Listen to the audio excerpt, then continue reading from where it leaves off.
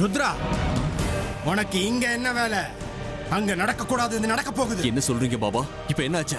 ருத்ரா, நீ அந்த பாம்போட தேகத்தை எந்த இடத்துல பத்திரமா யார் கண்ணலையும் படக்கூடாதுன்னு நினைச்சு ஒளிச்சு வச்சியோ அந்த இடத்தை நோக்கி அவங்க போய்கிட்டு இருக்காங்க. யாரு? அம்மாவா? ஆமா, அவங்களே தான். அவங்க மட்டும் அதை பார்த்துட்டாங்கன்னா எரிச்சு சாம்பலாக்கணும். இல்லனா குடும்பத்துக்குள்ள ஒரு குழப்பத்தை உண்டு பண்ணி அதை எங்கேயும் கண்காணாத இடத்துல தூக்கி விசேரிங்கன்னு சொல்லுவாங்க. அதுக்கப்புறம் அதை ஒரு பணயமா வச்சுக்கிட்டு அந்த நாகராணியை எப்படியாவது அடிக்கணும்னு நாம வச்சிருக்கிற திட்டத்தை முறியடிச்சிருவாங்க. சீக்கிரம் போ ருத்ரா, போய் அதை எடுத்துக்கோ. சரிங்க பாபா, உடனே போறேன்.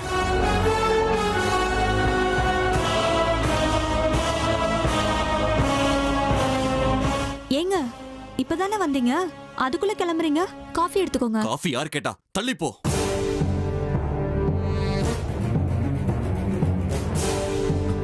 அம்மா, என்னப்பா? அண்ணா கிட்ட ஏதோ அர்ஜென்ட்டா பேசணும்னு சொன்னான். அது போய் என்னன்னு கேளுமா. சரிப்பா, கேக்குறேன். அம்மா, இந்த பக்கம் எங்கம்மா போற? எனக்கு கொஞ்சம் துளசி வேணும்டா. துளசி தானம்மா, நான் உங்களுக்கு பறிச்சுட்டு வரேன். நீங்க முதல்ல அண்ணன் கிட்ட போய் என்னன்னு கேளுங்க. ருத்ரா ஏன் இவ்வளவு பதட்டமா இருக்கான்? என்னாச்சு இவனுக்கு? அம்மா, என்னம்மா யோசிச்சுட்டு இருக்கீங்க? சீக்கிரம் போகமா. ஒண்ணும் இல்ல. சரி, நான் போய் என்னன்னு கேக்குறேன். அண்ணன் வெயிட் பண்ணிட்டு இருக்காரு, போங்க.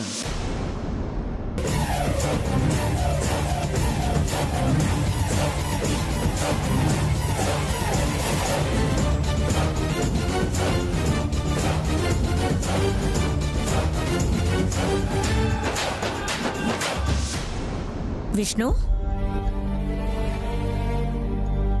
என்கிட்ட ஏதோ அர்ஜென்ட்டா பேசணும்னு சொன்னியாமே, என்னப்பா?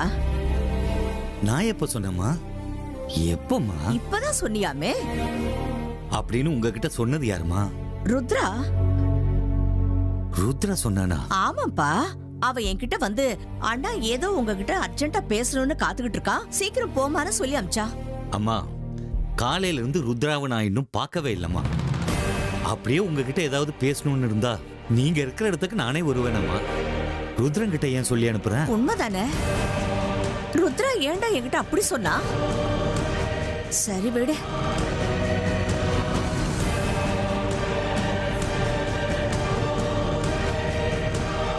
ருத்ரா எதுக்கு அம்மாவை எங்கிட்ட அனுப்பி வச்சான்? அவ அப்படி சொல்லி அனுப்பியிருக்கானா? அதுக்கு பின்னாடி ஏதோ காரணம் இருக்கும். அது என்னவா இருக்கும்?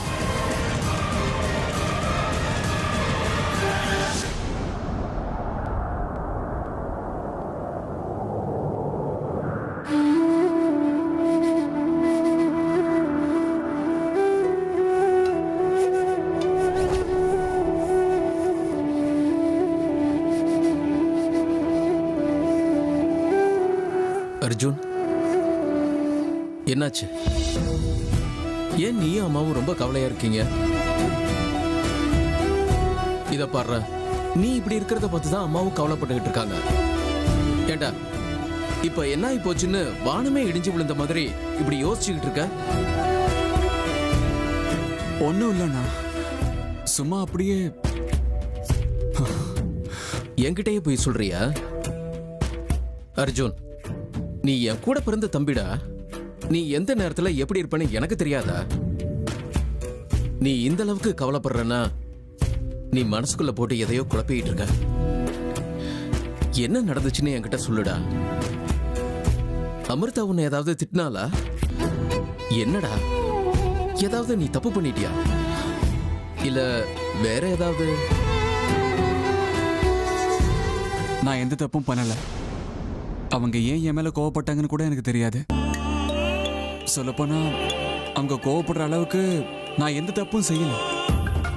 திடீர்னு அவங்க ஏன் அவ்வளவு ரூடா பேசினாங்கன்னு தெரியல. அவங்கள ஹர்ட் பண்ற அளவுக்கு நான் என்ன பண்ணேன்னு எனக்கு புரியல. நான் ஃபுல் கன்ஃபியூஷன்ல இருக்கேன். ஆனா அவங்க கோவப்பட்டாலும் எனக்கு ஒரு தேங்க்ஸாவது சொல்லுவாங்கன்னு நினைச்சேன். ஆனா திட்டினாங்க. அவங்க நல்லா இருக்கணும்னு நினைக்கிற என்னால அவங்களுக்கு ஏதோ பெரிய பிரச்சனை வந்த மாதிரி என்கிட்ட பேசினாங்க. அவங்க ஏன் என் மேல இவ்வளவு கோவப்பட்டாங்கன்னு எனக்கு இப்ப கூட தெரியாது. அவங்க திட்டினதுக்கு என்ன அர்த்தம், அதுக்கு பின்னாடி இருக்கிற உண்மை என்னன்னு எனக்கு எதுவும் தெரியல. அவ்வளவுதானே. இதுல நீ டென்ஷன் ஆகுறதுக்குன்னு என்ன இருக்கு? இத பாரு அர்ஜுன், அவ உன் மேல எதுக்கு கோவப்பட்டா, ஏன் உன்னை தேவையில்லாம திட்டினான்னு தெரிஞ்சுக்கணும்னா நாளைக்கு நீ டைரக்டா அவகிட்ட போய் கொஞ்சம் ரிலாக்ஸா பேசு. அப்போ உனக்கே எல்லாம் கிளியர் ஆயிடும். பாபா, நீங்க சொன்ன மாதிரி நாகராணியோட அம்மா தேகம் என்கிட்ட இருக்க. என்ன கொலை செய்யணும்னு துடிச்சுக்கிட்டு இருக்கிற அந்த நாகராணியை நான் அடக்கணும்னா இதுதான் நமக்கு ஆயுதம். இது தேடிக்கிட்டு நிச்சயமா அவன் என் வீட்டுக்கு வருவான்ற நம்பிக்கை இருக்க.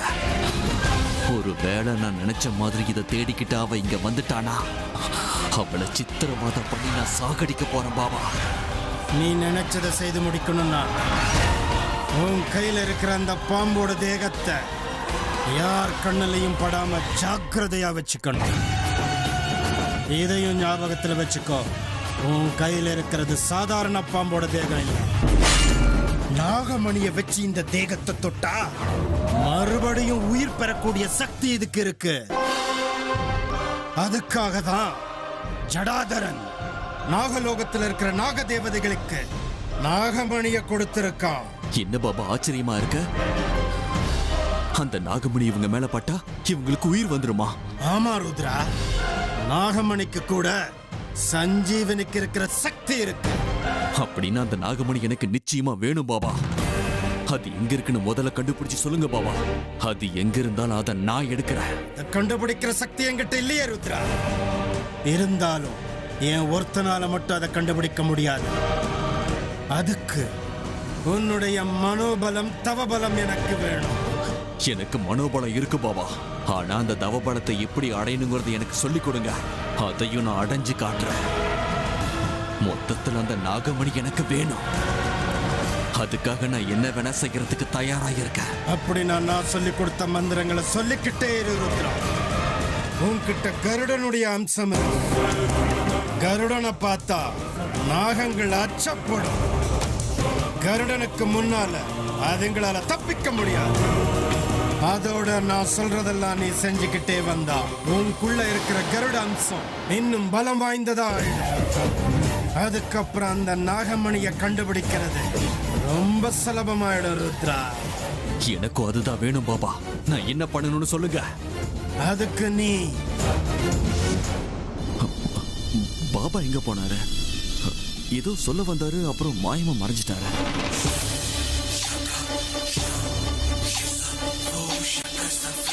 கையில என்ன வச்சிருக்கீங்க? ஒண்ணு இல்லையே. இல்ல, என்னமோ இருக்கு. அது என்னன்னு காட்டுங்க. நான் தான் ஒண்ணு இல்லைன்னு சொல்றேன். உனக்கு புரியாதா என்ன? நீங்க இப்ப யார்கிட்ட பேசிட்டு இருந்த மாதிரி இருந்துச்சு. யார்கிட்ட பேசிட்டு இருந்தீங்க? நான் யார்கிட்டயும் பேசிட்டு இருந்தேனா? அதெல்லாம் உன்னுடைய பிரம்மையெல்லாம் ஒண்ணும் இல்ல, நிஜமா தான் சொல்றேன். நீங்க யார்கிட்டயும் பேசிட்டு இருந்தீங்க. உங்க குரல் எனக்கு கேட்டுச்சு. நல்லா தானே இருந்த. இன்னைக்கு உனக்கு என்ன ஆச்சு? ஏன் இப்படி சந்தேக பார்வையோட பாக்குற? சந்தேகம்லாம் இல்லைங்க, நிஜமாவே யாருடைய குரலும் இங்க கேட்ட மாதிரி இருந்துச்சு. ஒரு தடவை சொன்னா உனக்கு புரியவே புரியாதா? திரும்ப திரும்ப கேட்டதையே கேட்டுட்டு இருக்க. போய் கிச்சன்ல ஏதாவது வேலை இருந்தா அதை போய் பாரு. தேவையில்லாம என்ன என்கொயரி பண்ணிட்டு இருக்காத.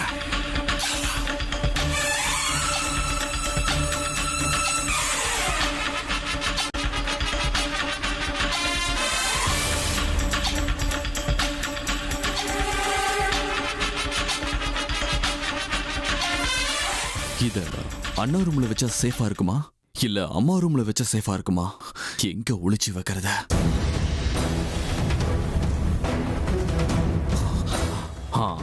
அதுதான் சேஃபான இடம்.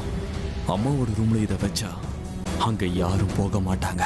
அங்க யாரும் எதையும் தேடியும் போக மாட்டாங்க. அப்படின்னா அம்மா ரூம்ல இதை வச்சாதான் சேஃப்.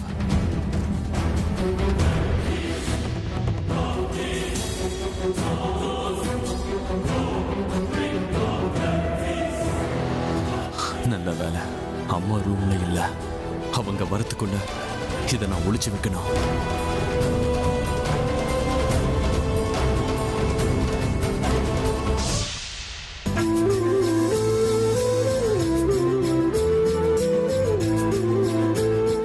எங்க அமிர்தா, எங்க என் மேல இவ்வளவு வெறுப்பா இருக்கீங்க?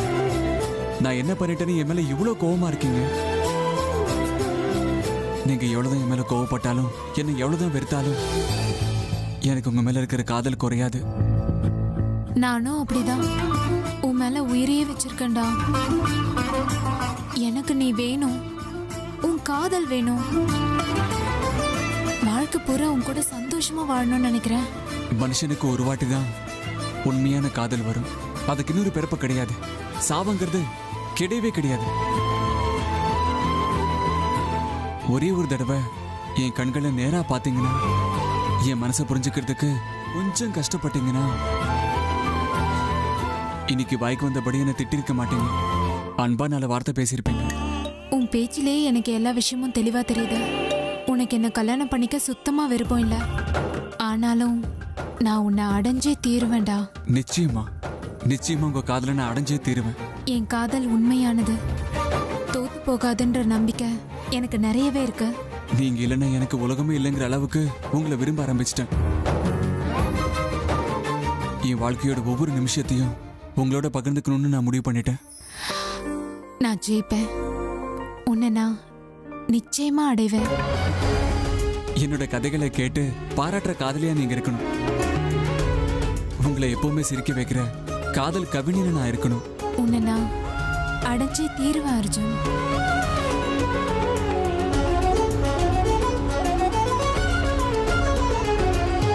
எங்க அமிர்தா, உங்களையும் என்னையும் பிரிக்கிறதுக்கு அந்த ஆண்டவனால கூட முடியாது. முடியுங்கிறதால் தான் நான் நாகலோகத்துல இருந்து இங்க வந்திருக்கேன். ஆனா நான் என்னமா பண்றது? உங்களை காப்பாத்துறதுக்கு நான் எவ்வளவோ முயற்சி பண்ணேன்.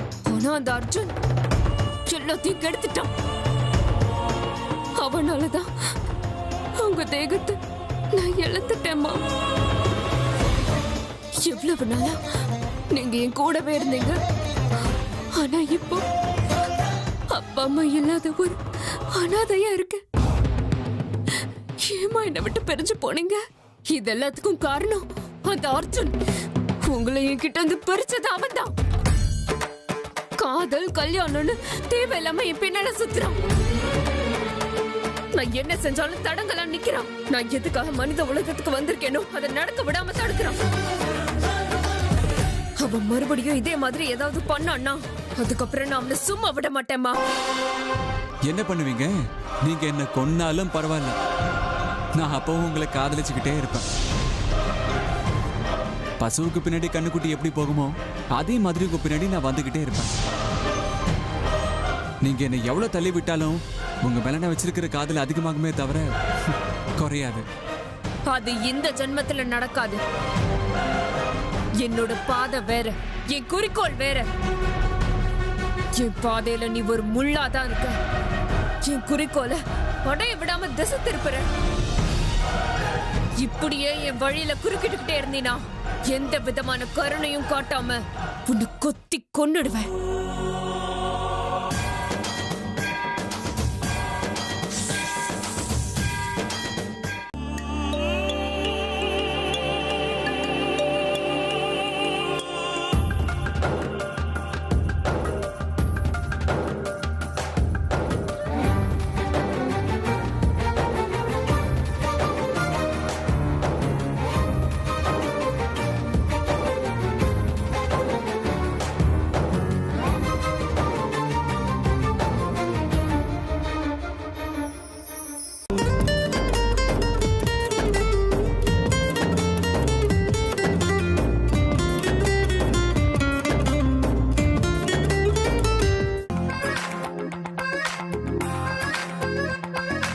ஏய் குரங்கு, நீங்க என்ன பண்ற?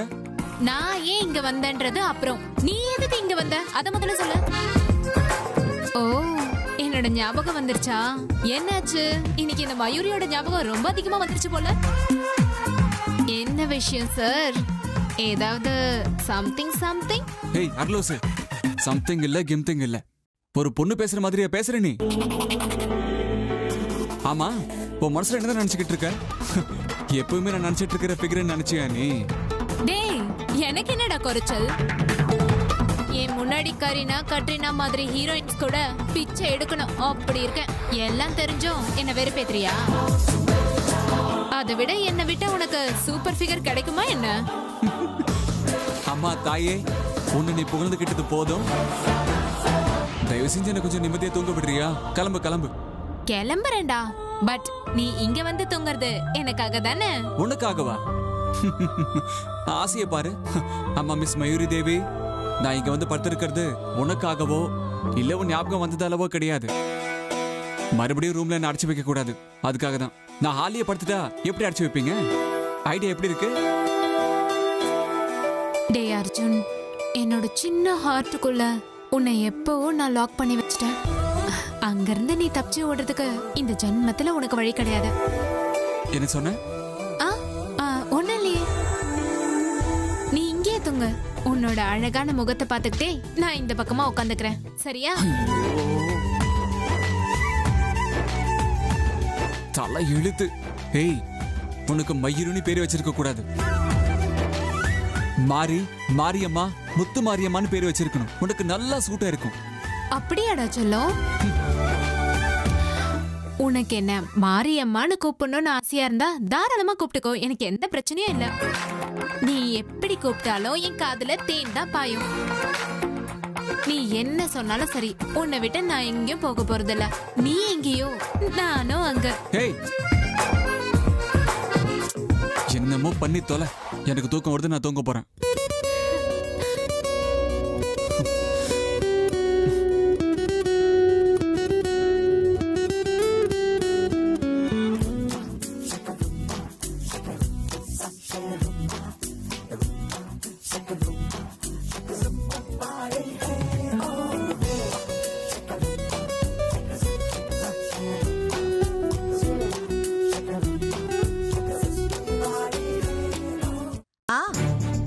இருக்கு. உங்களுக்கு வேணுமா? என் ரூம்ல இருக்கு. ஒரு 5 நிமிஷம் நான் பார்த்துட்டு போன் பண்றேன். சரி சரி. வேண்டாம், இந்த டோர் அம்மா அடிக்கடி ஓபன் பண்ணுவாங்க, அப்புறம் மாட்டிப்போம்.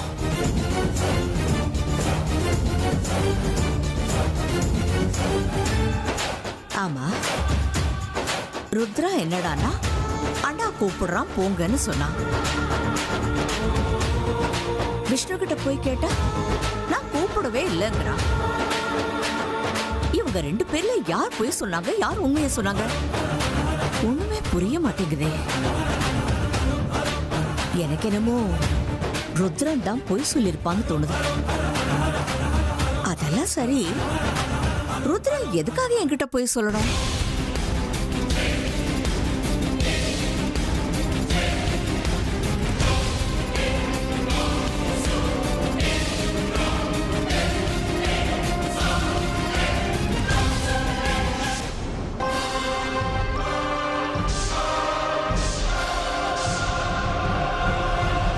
என்னடா பண்ணிட்டு இருக்க? ஒண்ணும் இல்லம்மா, உங்களை பார்க்க தான் வந்தேன். என்ன பார்க்க வந்தியா? எதுக்கு? என்ன விஷயம்? விஷயம் எதுவும் இல்ல, ஜஸ்ட் நீங்க சாப்பிட்டீங்களா இல்லையான்னு கேட்கறதுக்காக தான் நான் இங்க வந்தேன். என்ன சாப்பிட்டியான்னு கேட்கறதுக்காக வந்தியா? ரொம்ப ஆச்சரியமா இருக்கே. இன்னைக்கு சூரியன் கிழக்குல உதிக்கிறதுக்கு பதிலா மேற்குல உதிச்சிட்டானோன்னு எனக்கு சந்தேகமா இருக்குடா. ஏமா இப்படி பேசுறீங்க? பின்ன என்னடா, இது வரைக்கும் என் மேல நீ இவ்வளவு அக்கறை காட்டினதே இல்ல. திடீர்னு இவ்வளவு அன்பு செலுத்துறனா நான் வேற என்ன நினைக்க முடியும்? ஏங்கம்மா, கேட்டது தப்பா? தப்புன்னு தோணுச்சு, இனிமேல் கேட்க மாட்டேன், விடுங்க. கேட்கறது தப்புன்னு நான் சொல்லவே இல்லையே. ஆமா, விஷ்ணு என்ன அர்ஜென்ட்டா கூப்பிட்டான்னு என்ன உள்ள அனுப்புனியே, ஏண்டா? நான் என்ன பொய்யா சொன்னேன்? இல்லம்மா, அண்ணன் கூப்பிட்டான் நான் வந்து சொன்னேன். ஆனா விஷ்ணு நான் கூப்பிடவே இல்லைங்கிறானே. அப்படியா? ஆனா அண்ணா அம்மான்னு கூப்பிட்ட மாதிரி என் காதுல விழுந்துச்சு. அதை கேட்டுதான் நான் வந்து உங்ககிட்ட சொன்னேன். சரி விடுங்கம்மா, எனக்கு தூக்கம் வருது, நான் போய் படுத்துக்கிறேன். Good night.